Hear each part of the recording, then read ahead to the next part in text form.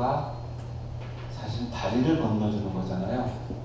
그 매트릭스가 순혈에서 다른 차원의 세계가 계속 열려간다고 한다고 하면 우리가 아는 육도가 그 천계, 인간계, 아수라계, 그다음에 뭐죠? 축생계, 아기계, 지옥계 맞나 이거? 요게 육도인데 천도라고 하는 게 그 도를 건너주는 거죠. 양화대교라고 하는 것은 강북과 강남을 연결하는 다리이기도 하지만 피안과 차안을 연결하는 다리일 수도 있고 이쪽과 저쪽을 연결하는 다리일 수도 있고 그 연기론의 핵심이 뭐죠? 이거죠. 이것이 있어야 저것이 있고 저것이 있어야 이것이 있다 라고 하는 게 이제 연기론, 우리가 말하는 불교적 연기론의 핵심인데 이것이 없으면 저것도 없고 저것이 없으면 이것도 없습니다. 즉 내가 없으면 너가 없고 너가 없으면 내가 없는 거죠. 이것이 연기론의 핵심인데 이것을 연결해주는 게 바로 다리다. 양화대교 같은 다리, 영혼을 연결해준 다리는 또 다 달리 있겠죠. 그런 의미에서 두 개의 노래가 상당히 좋았던 것 같아요. 오늘은 109쪽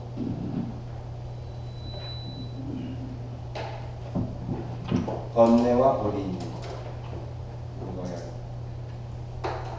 시간입니다. 준비되셨어요? 109쪽 번뇌와 보리. 지금까지 우리 마음과 관련된 영역을 몇 가지만 들었으나 실은 인간사, 문명사 전 영역에 걸쳐서 관계하거나 관련되지 않은 것이 없다.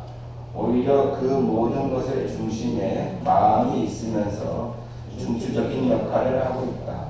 이쯤 되면 일체가 다 마음으로 짓는 바라고 하는 말이 깊이 다가와야 한다. 이 이치를 깨닫는다면 비로소 견성의 맛을 본 것이다. 이러한 마음 세계를 좀 더 깊고 넓게 들여다보자면 천심만심으로 그 끝을 볼 수가 없다. 이른바 황하에 있는 모래알 수만큼 많다. 오히려 그보다도 더 많다 할 수 있다. 이와 같이 많은 마음들은 다음 두 가지로 정리할 수 있다. 하나는 긍정적인 마음뿐이요 다른 하나는 부정적인 마음뿐이다. 긍정적인 마음뿐을 보리라 하고 부정적인 마음뿐을 번뇌라 한다. 또 다른 표현으로는 보리는 법이라고 하고 번뇌는 마라라 한다. 이의 도표와 같이 성품에 뿌리한 도심, 보리, 법 등의 긍정적인 마음뿐이 있고 색신에 뿌리한 인심, 번뇌, 마 등의 부정적인 마음뿐이 있다.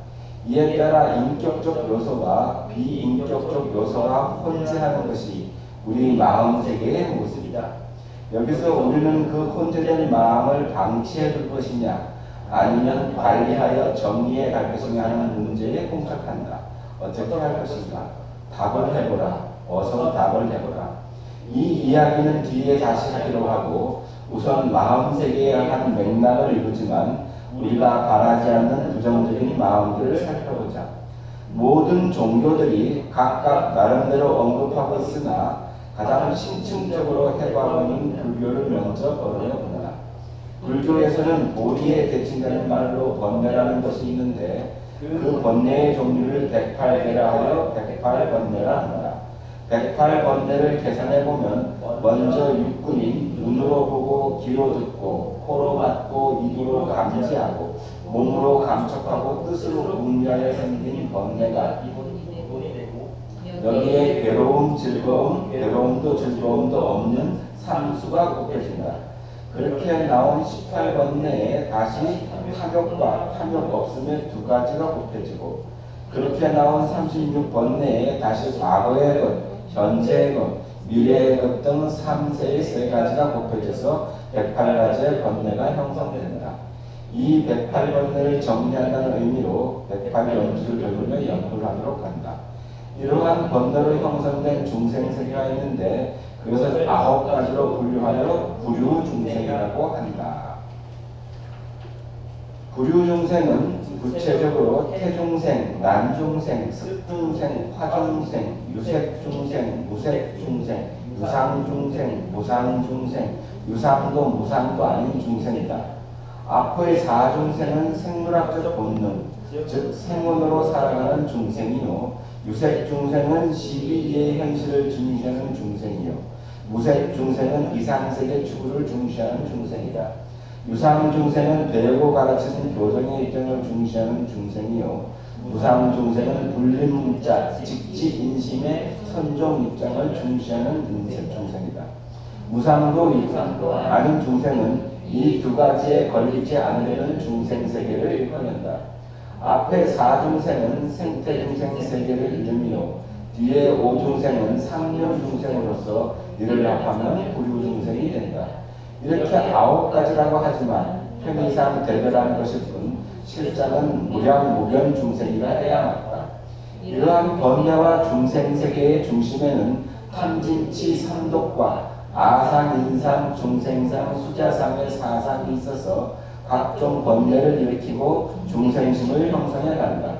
그리하여 우리 마음속 분토 속에 부정적인 요소를 계속 분출하여 하나의 마음을 형성하면서 나와 남 주변까지 끝없이 괴롭힌다.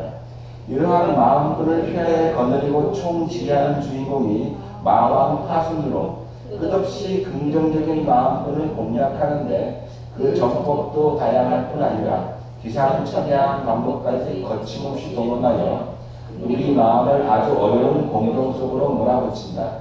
이 번뇌가 바로 마왕 파순의 용병이요 마약이다. 마구니의 구체적 속성을 살펴보자. 1. 마구니는 수도자의 앞길에 끝없는 계집나전을 펴고 마약과 같이 수도자의 정신을 혼미하게 마비시킨다. 2. 마구니는 정복하면 모두 아군이 되나 그렇지 못하면 모두 적군이 된다. 3. 마구니는 강한 자에게는 약해지고 약한 자에게는 강군이 된다. 4. 마구니는 좋아하고 집착하는 곳으로 유인하여 승기를 부리고 싫어하고 미워하는 곳에서 더 기승을 부린다. 5. 마구니는 허점을 찾아 파고들고 완벽한 곳에서는 퇴각한다. 6. 마구니는 순경으로 유혹하여 녹아 사라지게 하고 역경으로 괴롭혀서 자포자기로 주저앉게 한다. 7. 마구니는 위장술의 명수지만 알아차리면 퇴각하고 알아차리지 못하면 더욱 뭉개고 버티며 기승을 부린다. 8. 마구니는 단박하고 공명정대한 곳을 싫어하며 오초와 사사한 곳을 좋아한다. 깨달으면 번뇌도 보리가 되나 그렇지 못하면 번뇌는 마군이 되고 우리 육군마저 그 용병이 된다. 마군의 용병이 된 육군 동작의 모든 책임은 결국 자기 자신에게 돌아간다. 따라서 마군에게 이르지 않는 것이 지혜요 미래의 행운이다. 이에 마군이를 항복시키느냐 항복당하느냐 하는 것은 우리 공부인들의 일대사 절체절명의 과제이다. 마구니는 우리를 절대 극락으로 인도하지 않는다. 오히려 극락으로 가는 길을 끝없이 막으며 가지가지로 유혹하고 괴롭혀서 지옥으로 악도로 인도한다.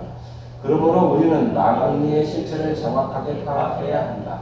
그가 숨어서 장난할 수 없도록 철저히 감시해야 한다. 수사 용어 중에 요시찰 대상이라는 것이 있다.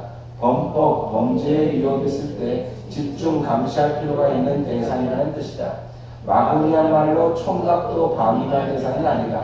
철저히 주시해야 할 대상이다. 그 어디에도 숨을 수 없도록 철저히 감시만 해도 마구니 있는 힘을 발휘하지 못한다. 이것이 번뇌의 실체요 실상이요 속성이다. 보리를 살펴보자. 보리란 우리 인격체 속에 긍정 요인이 되는 마음의 총체를 말한다. 다른 인격적 개념과 대응되는 단순 지혜가 아니라 긍정적이고 도덕적이고 인격적인 개념을 총망라한 개념이 보리이다. 다시 말하면 보리는 번뇌의 반대 개념이다. 번뇌가 버려야 할 것이라면 보리는 간직해야 할 것이요. 번뇌는 많을수록 해가 되지만 보리는 많을수록 행운이며 번뇌는 우리를 파탄으로 끌고 가지만 보리는 우리를 영광으로 인도하는 역할을 한다. 그래서 역대 성자들은 우리들로 하여금 번뇌에 휘둘리는 것을 경계하셨고 마땅히 간직해야 할 윤리 규범이나 이념을 정립하여 우리들로 하여금 터득 실천하도록 독려하셨다. 기독교의 신망애, 천도교의 성경신, 유교의 삼강 오륜과 오상, 불교의 팔정도와 육바라문 등이 그것이다.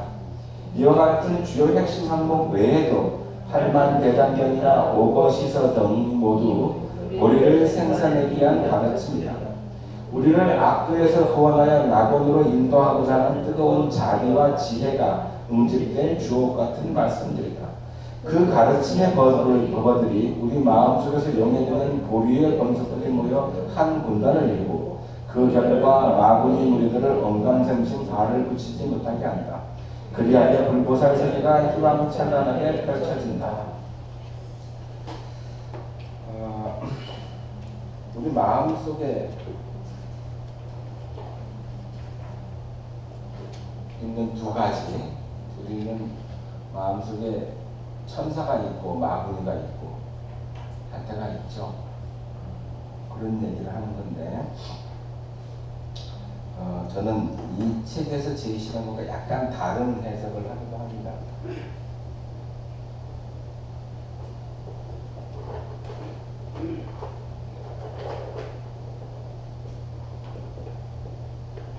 보리가 있고 번뇌가 있고 있습니다. 보리란 뭘까요? 보리를 법이라고 하고 지혜라고 하죠. 법과 지혜가 대체 뭘까요? 보리는